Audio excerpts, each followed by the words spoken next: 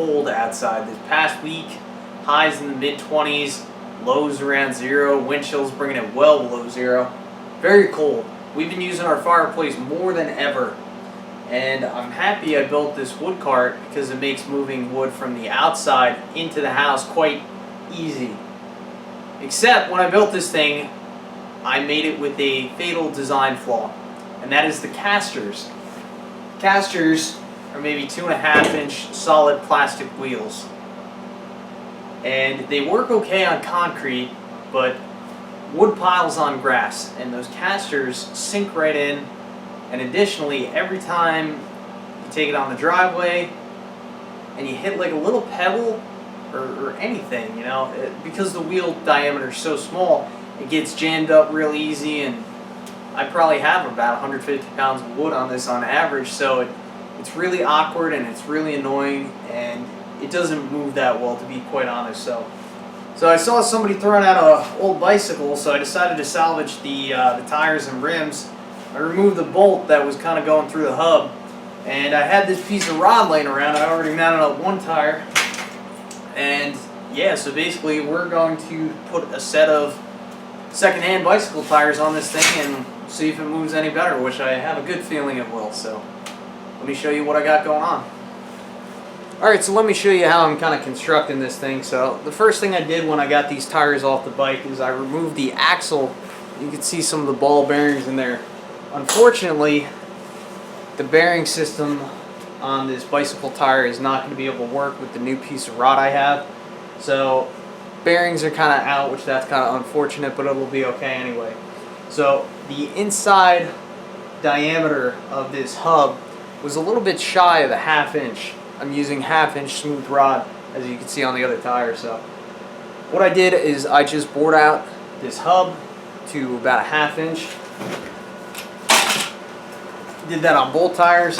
And I welded on a washer on the inner piece of rod, and on the other side just added a couple loose washers, drilled a hole through the piece of the rod, and I just got a cotter pin in there. So unfortunately there's not going to be any bearings in here. There's just maybe 1/8 inch of metal on either side of this hub. This is hollow. It's not like this is a solid hub. There's basically it's almost like a washer right around this ring here that reduces the size a little bit shy of a 1/2 inch, like I was saying. So yeah, it's going to be a friction system. I'd imagine what I'm going to do maybe once a year is just remove these tires and add some grease in there, kind of help extend the life of this thing. But it's not like I'm going across the country. I'm not really worried about this thing eating into that rod too much. I'm just have maybe 50 yards to move this wood, so no big deal. Alright, so now I'm going to start getting ready to weld on this inner washer. And it's pretty important that I put this on here at a 90-degree angle to this bar. And the reason you want it at a 90-degree angle is it just helps keep everything a bit more snug and helps everything operate a bit smoother or more smoothly, whatever you grammar Nazis want to call it. So I'm going to measure this again, make sure I'm at about 20 inches.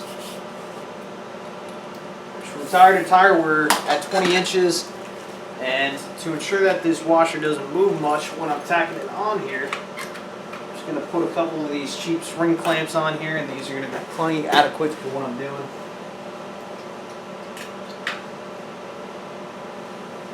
Measure one more time.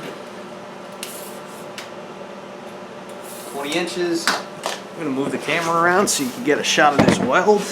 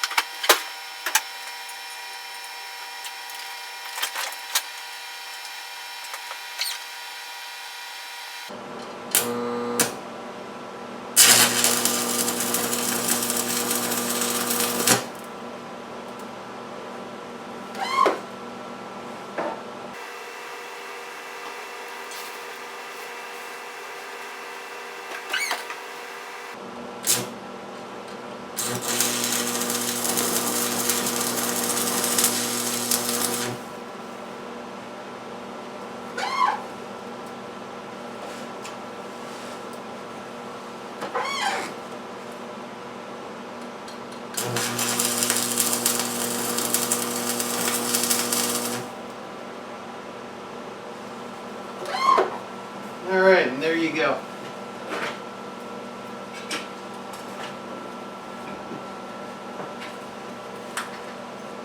It looks like that welded on there nice and square. Now what I got to do is come back around to the other side, and I'm going to have to drill out a hole in this rod for the cotter pin. And that can be somewhat challenging to do the way I normally do it, is I take a center punch first and give it a good whack with a hammer. Make sure it's tight first. Yeah, so get a center punch.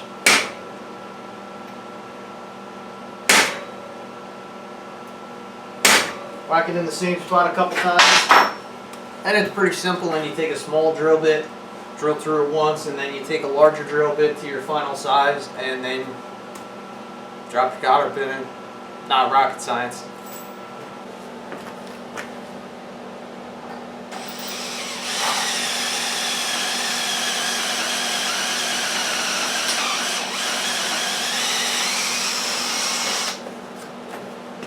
Beautiful.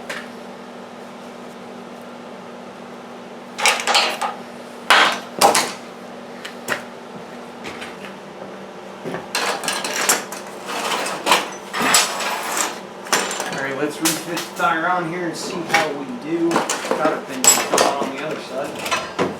Put that back in.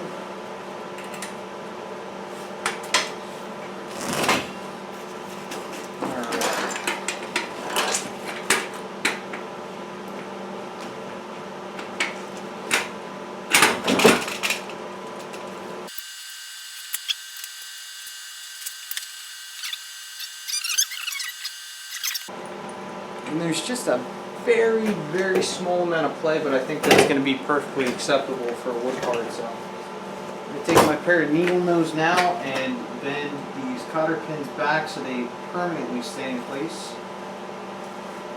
By the way, I got this cotter pin kit at Harbor Freight the other day. It was like $5 or $6. Such a good investment.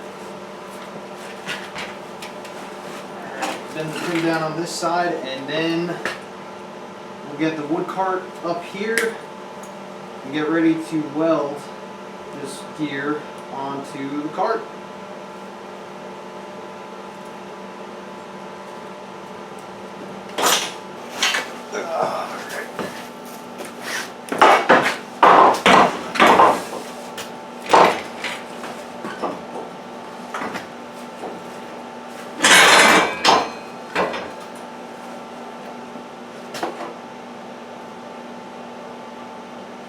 As you can see, I have this axle ready to go on the inside. I don't want to put it on the outside of this handrail.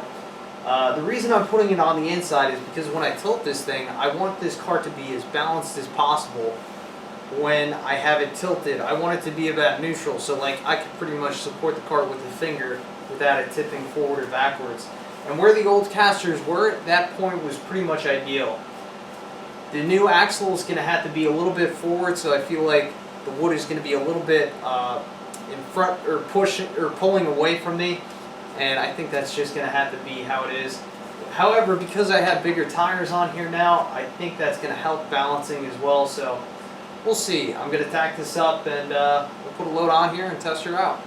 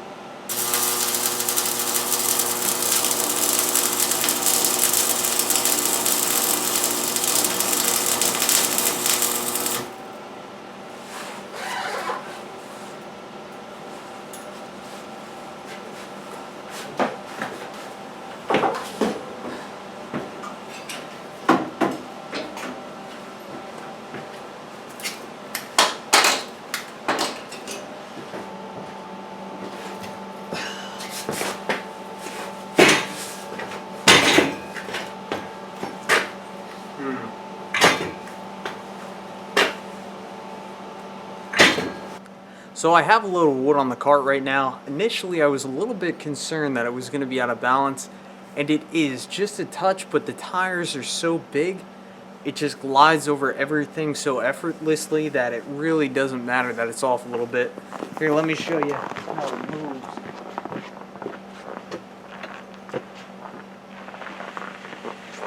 I used to never be able to push this cart, and now I can just push it around effortlessly. This is so much nicer.